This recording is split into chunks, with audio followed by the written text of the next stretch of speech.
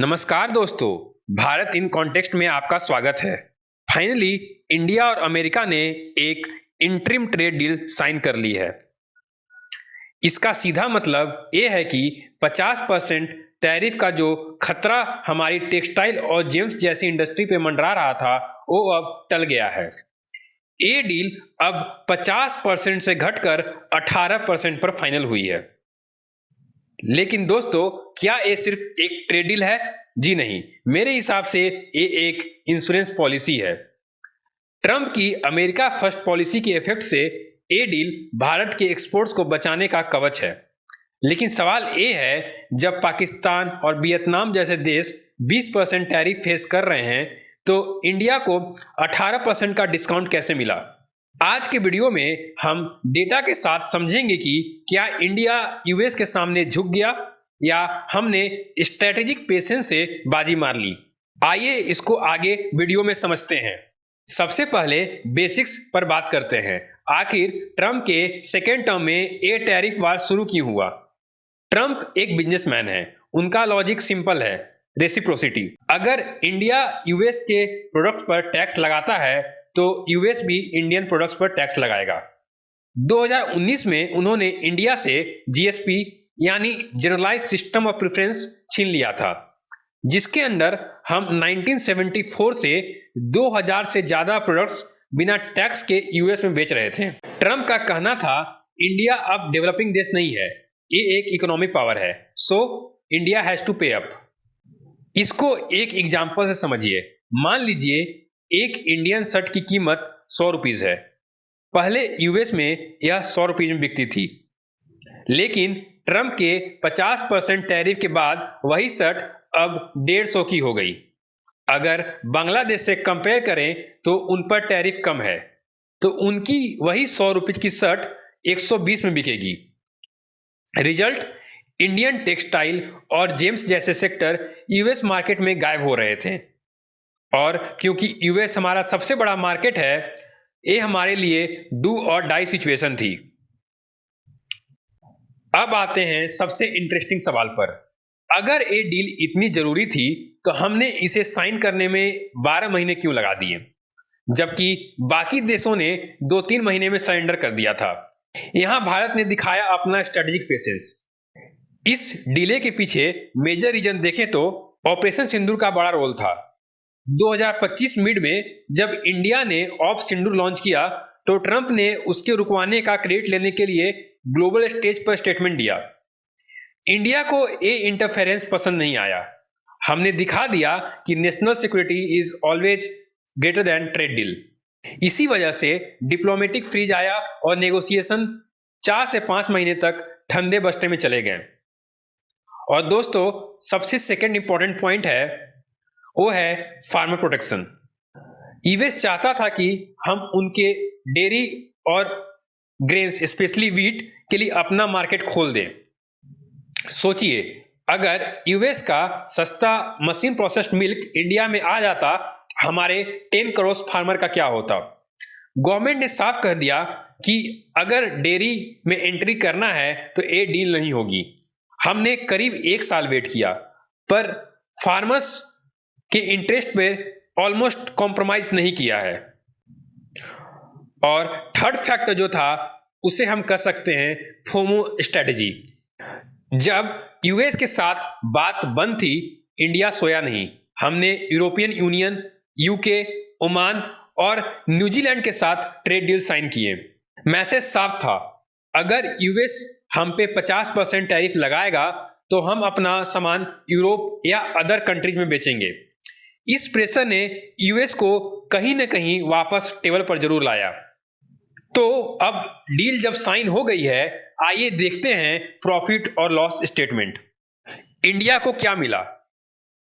18% tariff. सुनने में ये अभी भी ज्यादा लगता है। अगर कंपेयर करें स्पेशली साउथ एशियन कंट्री से, तो चाइना पे 34%, वियतनाम, पाकिस्तान और बांग्लादेश जैसे कंट्री पे ये रेट 19 या 20% के लगभग है। मतलब पूरे साउथ एशिया में इंडियन गुड्स अब यूएस के लिए मोस्ट अफोर्डेबल ऑप्शन है। दोस्तों, आपको एक बात समझना होगा, हम जो चीज यूएस में बेचते हैं उसका कंपैरिजन हमें अपने कंपेटिटिव कंट्री से ही करना होगा।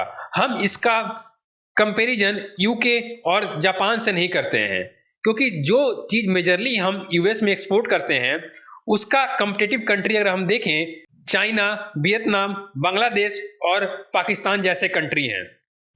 और सेकंड सबसे इंपॉर्टेंट प्रॉफिट जो हमें मिला है वो है टेक एंड जीपीयूज। ये डील का सबसे बड़ा हिडन जेम है। इंडिया को यूएस के एडवांस जीपीयू चिप्स और टेक्नोलॉजी एक्सेस मिलेगी जो पहले रिस्ट्रिक्टेड थी। और दोस्तों, एक इंपॉर्टेंट एस्पेक्ट ये भी है कि यूएस अब एयरक्राफ्ट पार्ट्स पर 0% ड्यूटी लगाएगा। यह टाटा और महिंद्रा एरोस्पेस के लिए कोई जैकपॉट से कम नहीं है। इवन डिफेंस सेक्टर के सप्लाई चेन के लिए भी यह एक इंपॉर्टेंट एस्पेक्ट होगा। साथ में हमें यह भी समझना होगा कि हमने यूएस को यह टैरिफ कम करने के बदले में क्या दिया। सबसे पहले हमने लिमिटेड मार्केट एक्सेस उन सेक्टर्स के दिए जिसका पहले यूएस को नहीं था, जैसे स्पेशली फ्रूट्स जैसे ब्लूबेरीज, नट्स और ड्राई फ्रूट्स। और साथ में हार्ले डेविडसन और ऑटो पार्ट्स में हमने टैरिफ कम किया है। लेकिन ध्यान दीजिए, ये रिच मैन्स गुड है। आम आदमी या आम किसान पर इसका असर नहीं पड़ेगा, क्योंकि हमें समझना होगा हम बहुत सारे बेरीज या बहुत सारे ड्राई फ्रूट इंडिया में उसका उतना प्रोडक्शन नहीं करते हैं। और दोस्तों, सेकेंड सबसे इंपॉर्टेंट पॉइंट है जो हमने यूएस को कमिटमेंट किया है वो है $500 बिलियन का इन्वेस्टमेंट। इंडिया ने कहा है कि हम अगले 5 साल में $500 बिलियन का सामान यूएस से खरीदेंगे, स्पेशली इन एनर्जी, एयरक्राफ्ट और डिफेंस के सेक्टर में। दोस्तों, ये कोई ऐसा प्राइस नहीं है जो हम यूएस को एज अ टैक्स पे कर रहे हैं। हमने वैसे भी ऑयल, गैस और प्लेन्स खरीदने ही थे। हमने पास्ट में भी यूएस से चिनूक हेलीकॉप्टर और साथ में नेवी एयरक्राफ्ट और ड्रोन ऐसे डिफेंस इक्विपमेंट्स खरीदते हैं। यहां तक कि तेजस की जेट इंजन की डिलीवरी यूएस से पेंडिंग है। दोस्तों, हम अभी भी यूएस कोल के टॉप इंपोर्टर हैं और इंडिया के लिए यूएस सेकेंड टॉप एक्सपोर्टर है ऑस्ट्रेलिया के बाद। आने वाले टाइम में हमारे स्टील प्रोडक्शन को देखते हुए यह इंपोर्ट तेजी से बढ़ने वाला है। ये सब से आप समझ सकते हैं हमने बस अपना स्पेंडिंग एडवांस में बता दिया है।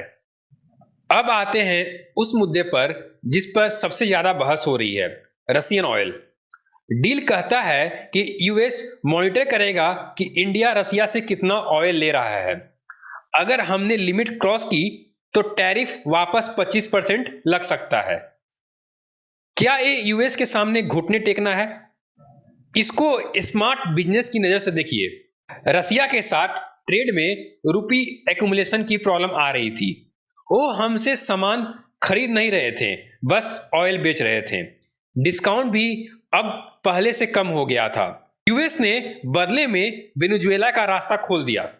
अगर हमने वेनेजुएला या यूएस से सेम प्राइस पर ऑयल मिल रहा है तो रशिया पर डिपेंडेंसी कम करना कोई गलत नहीं है। इसे डाइवर्सिफिकेशन कहते हैं, सरेंडर नहीं।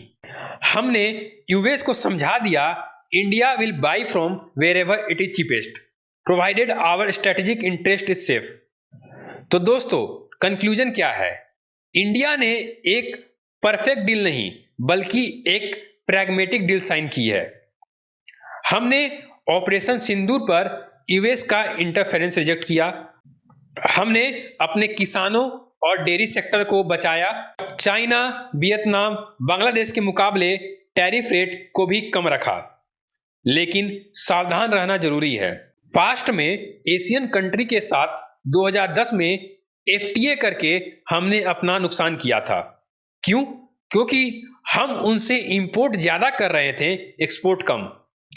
ये 18% टैरिफ का फायदा तभी मिलेगा अगर हमारी इंडस्ट्री क्वालिटी और कंपटीटिवनेस बढ़ाए। दोस्तों, आपको एक चीज समझना चाहिए, आज भी इंडियन प्रोडक्ट्स की क्वालिटी यूरोप और यूएस के स्टैंडर्ड को बहुत टाइम मीट नहीं कर पाती है। हमें 18% टैरिफ कम करने के बाद इस चीज को ज्यादा ध्यान देने की जरूरत है, क्योंकि यूरोप और यूएस की प्रोडक्ट क्वालिटी की स्टैंडर्ड हाई होती है। हमें भी उनके स्टैंडर्ड को मीट करना होगा ताकि हम वहां एक्सपोर्ट कर पाएं, न कि बल्कि वहां से इंपोर्ट करें। हमें यह समझना होगा सिर्फ डील साइन करने से एक्सपोर्ट नहीं बढ़ेगा, प्रोडक्ट में भी दम होना चाहिए। आपका क्या मानना है? क्या रसिया से ऑयल कम करके यूएस की तरफ जाना स्मार्ट स्ट्रेटजी है या प्रेशर के अंदर झुकना? अपना व्यू कमेंट सेक्शन में कमेंट करके जरूर बताएं। अगर आपको ये एनालिसिस पसंद आया तो वीडियो को लाइक करें, भारत इन कंटेस्ट को सब्सक्राइब करें। मिलते हैं नेक्स्ट वीडियो में, तब तक के लिए अपना और अपनों का ख्याल रखें। जय हिंद।